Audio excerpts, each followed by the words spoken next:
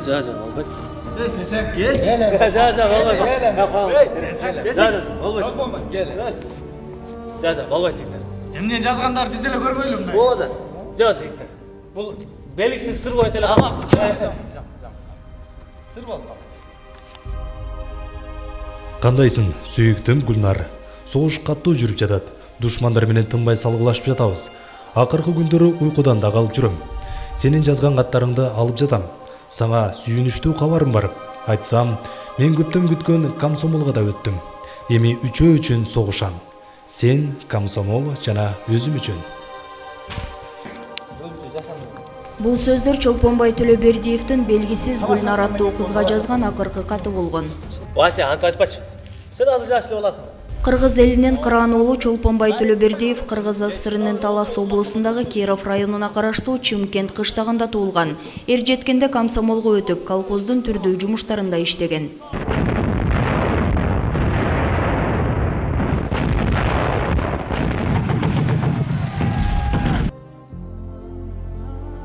1941 жылы сентябрь айында аскерге чакырылып, ошол эле жылы согушка кеткен.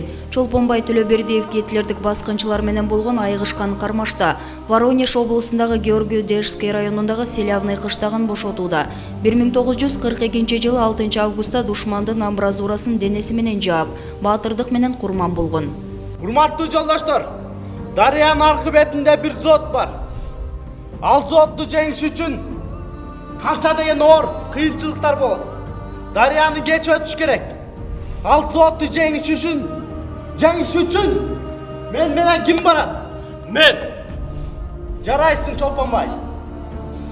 Мындай эрдик үчүн Чолпонбай Төлөбердиевке 1943 жылы 4 февралда Советтер Союзунун баатыры деген наам берилген.